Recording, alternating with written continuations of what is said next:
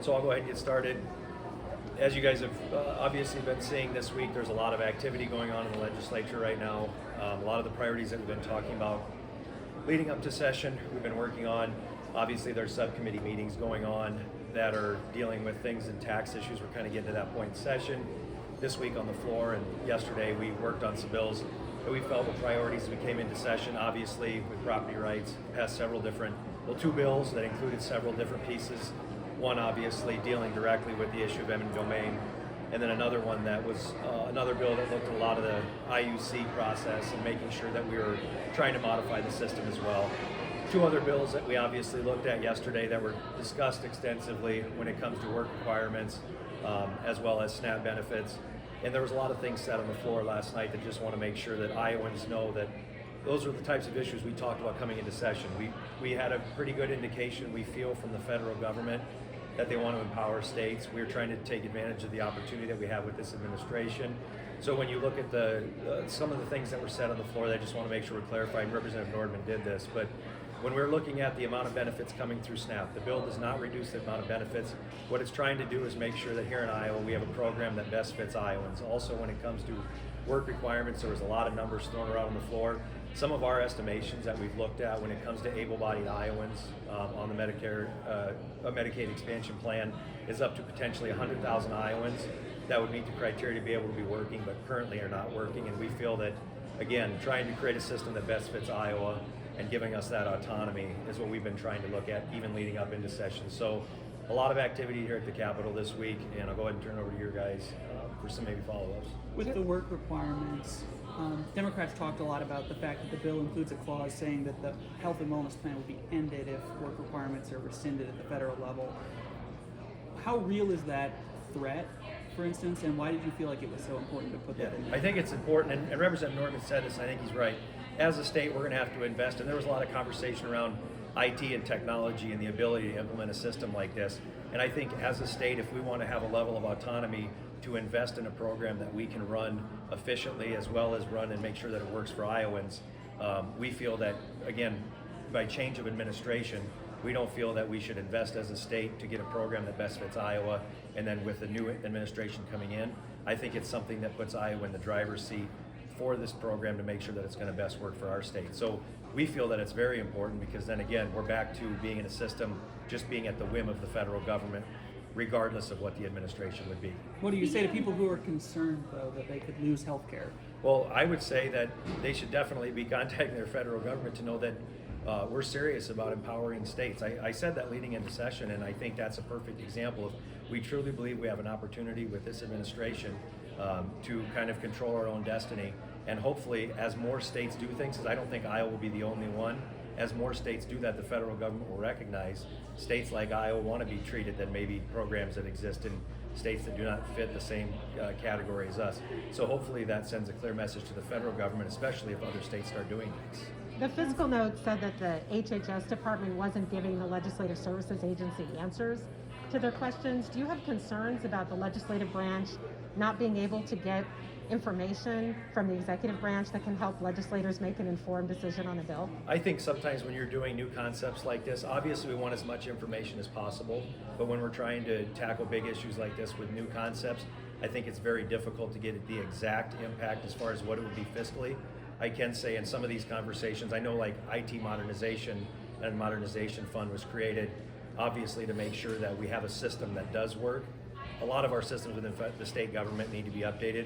And part of the reason why I think it's hard to get some of that data is because as a state, we do need to invest more in the ability to track some of those numbers. So some of it may be because the legislature needs to be more proactive in making sure that all of our systems are talking to one another. But do you think state agencies should respond to the Legislative Services I think Agency for the when they most have time questions? we get good feedback from the agencies. Obviously, we can't be in a position where every time we don't have every single answer to every question, we just pause on all legislation, especially as you're approaching the funnel week. But I think we've had a pretty good track record of having open lines of communication and information from the agencies. Are you planning to take the pesticide bill up for a vote here on the House floor? Obviously, that has not moved through the committee process, just came over from the Senate. I think that's going to be something that we're going to have a caucus conversation as well as a committee conversation on. I don't think there's been any decisions made at this point. But do you, House Democrats today unveiled their property tax cut proposal, arguing that the plan put out by State House Republicans is too complicated and that by eliminating the rollback, it doesn't guarantee that homeowners will see a reduction in their tax liability. They also talked about not having faith in the state government to provide additional funding for education and taking over that property tax levy. Your response? Well, I think anytime you're going to try to tackle such a big complex issue, again, we're here because the legislature in general hasn't really taken the initiative to try to really upend the system. And when I say upend the system, I don't even mean that negatively, but when you're trying to really transform what it looks like, there's going to be, every bill that comes out is going to continue to need work. And so we've been very clear throughout this process that no bill right now is set in stone. I think even Representative Kaufman admits we need to continue to look at that. When it comes to the funding aspect of it, I continue to remind Iowans, we're spending more money on education right now than we ever have as a state. Part of the plan that we're looking at with that property tax bill that is out there is obviously as you're rolling down those tax credits, the homestead and others that you're looking at within that, we would be making sure that that directly goes to make sure to buy down the 540 levy. We've talked about that buy down of that 540 levy in other topics that we've looked at. So we've been pretty consistent that if we're going to do it, we need to fund it. And that's why this plan looks at that direct shift to the education piece, which affects all property tax payers. Speaker, there were several references on the floor yesterday related to the pipeline bills as far as your colleagues in the Senate not taking up those bills in the past. Have you had discussions with the Senate or even with the governor in terms of this being such a priority for the House Republican caucus? So part of the reason we waited as long, I apologize. That's okay. Part of the reason we waited as long as we have to take up those bills is because we were hopeful that maybe we could find some common ground on some of those bills. Obviously, the fact that we moved forward with them yesterday, I don't think we're in a position where we have any agreements or anything's been negotiated out, but we also felt with the funnels coming up, we had to continue to move down the process. We're very hopeful that we put enough different topics on the table that some of those will at least get a consideration in the Senate, but I have no commitment at this point in time that they will. On property taxes, the Democrats are also proposing a rebate of $1,000 to homeowners, $500 to renters to get people immediate relief as a longer-term property tax sort of overhaul is worked out using the taxpayer relief fund for that. I'm curious to get your comments on that approach. Why not give money directly back to Iowans? Yeah, I think so. Again, I have not taken a look. I have not been approached with any specific proposal. I think keep in mind as we've implemented a 3.8% reduction in our income tax, that taxpayer relief fund is part of that equation. So I would just want to be mindful of that to make sure that we don't overcommit to something, regardless of what the tax would be. We know right now that taxpayer relief fund helps smooth any unforeseen things that happen as we reduce the tax to 3.8. So I'd want to see what that direct proposal would look like and how that would impact the income tax cut. But again, our expectation on the property tax bill is we know it continues to need more work from the standpoint of taking legislative input, having subcommittees, and we want to look at to make sure that we are providing that relief. But again, when you're looking at such a system that's been in place as long as it has, it's going to take time, and we need to be very deliberate in our approach to make sure we're not only providing relief, but that it's something that's sustainable as well. Mr. Speaker, I want to ask you about the fentanyl and xylazine test force, removing that designation from drug paraphernalia.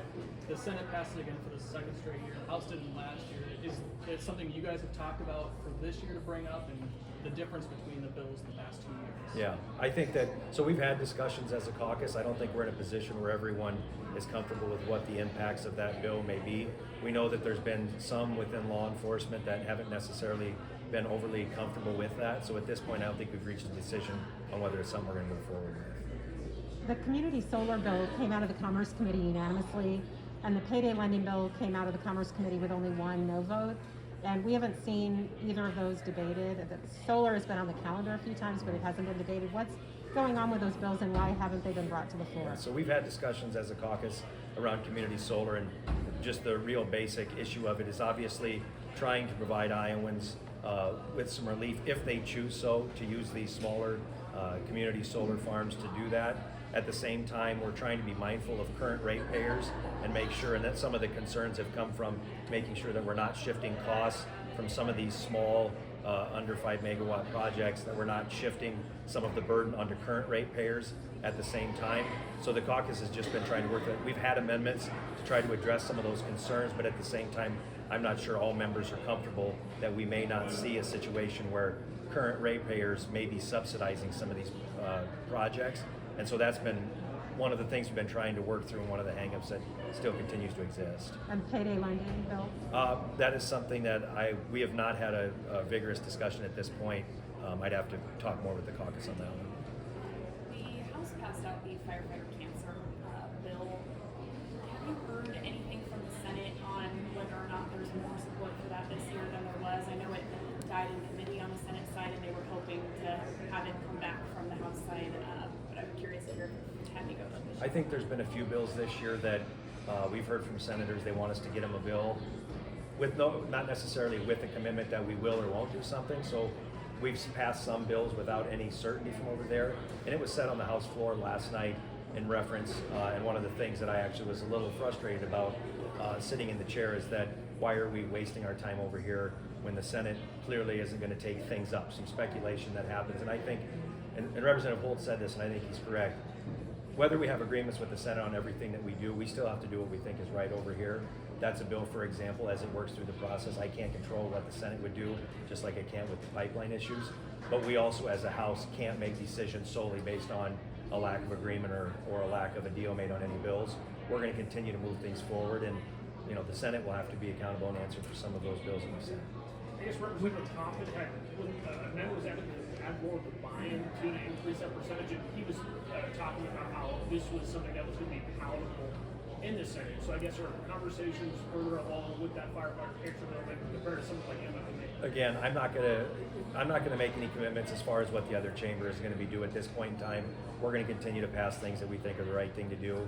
A lot of members are having conversations individually as well on all sorts of different pieces of policy. So it's a little early for me to speculate what each of those may be. We On SSA, Yeah. schools had the March 15th deadline. Looking back, 13 out of the 14 years, lawmakers have not met the deadline. What is kind of holding up negotiations on that? Well, I think part of the holdup right now is just a disagreement on what the amount and the level we feel is appropriate. I think that clearly, and I went over this for the last several meetings, what the House passed as our bill, we think several of those pieces are very important. We continue to be hopeful that at some point in time the Senate may be interested in having a willingness to look at some of those pieces again. The House has been very clear. We understand that we may not get all of those things that we include in our bill, but we'd be hopeful that there'd be at least some consideration, whether it's operational sharing, whether it's some one-time inflationary factors.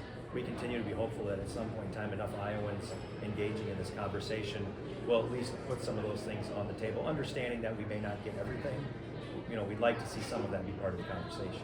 Are we getting to the point where the lack of movement on SSA is going to be holding up conversations about budget targets and state budgeting as we get into the back end of the session? I think it's something we have to be thinking about, and that's why, again, to the comment that I just made, we understand that we may not get everything that we requested within our SSA, but we're hopeful that we can try to settle this with at least some of those portions being part of that conversation. But we do need to be mindful that we want to keep this process moving along, and we're getting to the point where, as budget decisions need to be made, this is one of those pieces. So again, we've continued to try to push forward with what we think are things that are important in this conversation. But I guess ultimately, answer your question, Stephen, yes, this is part of that overall budget conversation.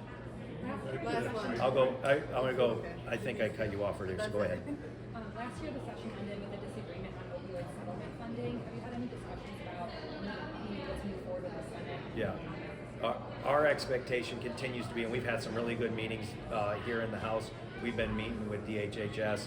We've been meeting with the Attorney General's office. We've been having some productive conversations. My expectation still continues to be, I don't know what that will look like at this point in time, a final product, but our expectation would be that we make some movement and are able to start getting those funds out to help with treatment and recovery for Iowans. So I'm still moving forward as if our expectation is we get something done this year.